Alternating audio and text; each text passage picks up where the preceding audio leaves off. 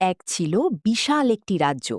সেই রাজ্যের রাজা ছিলেন খুব ন্যায়পরায়ণ, কিন্তু বয়স বাড়ার কারণে তিনি দুর্বল হয়ে পড়েছিলেন। তাই তিনি ভাবলেন এবার রাজ্য শাসনের দায়িত্ব কারো হাতে দিতে হবে।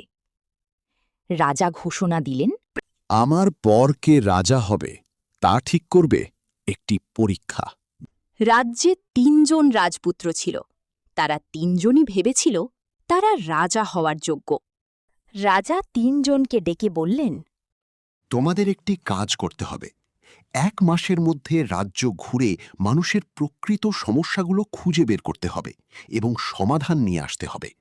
৩ রাজপুত্রই আলাদা পথে রওনা দিল।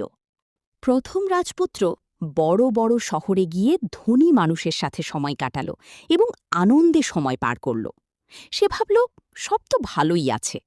দ্বিতীয় রাজপুত্র গ্রামে গিয়ে কিছু সমস্যার কথা শুনল, কিন্তু দ্রুত ফিরে এসে বলল, কিছু ছোট সমস্যা আছে, ঠিক হয়ে যাবে। তৃতীয় রাজপুত্র, যার নাম ছিল আরিয়ান, সে সাধারণ মানুষের মাঝে থেকে তাদের সাথে কাজ করতে লাগল।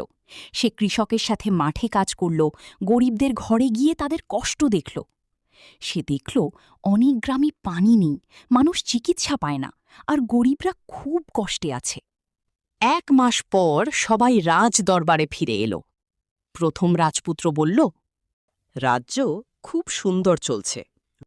দ্বিতীয় রাজপুত্র বলল, ছোট সমস্যা আছে, কিন্তু ঠিক করা যাবে। কিন্তু আরিয়ান বলল, মহারাজ, রাজ্যে অনেক সমস্যা আছে, কিন্তু মানুষ চুপ করে কষ্ট সহ্য করছে। রাজা চুপ করে সব শুনলেন।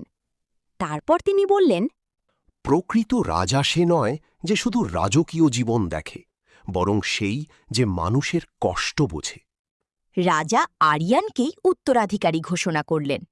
সবাই অবাক হলেও খুশি হল, কারণ আরিয়ান সত্যিই মানুষের পাশে থেকেছে। শিক্ষণীয় বিষয়, নেতৃত্ব মানে শুধু ক্ষমতা নয়, মানুষের কষ্ট বোঝা এবং তাদের পাশে থাকা। সোনামণিরা, এই রকম ভিডিও পেতে চ্যানেলটি সাবস্ক্রাইব করো। আল্লাহ হাফেজ।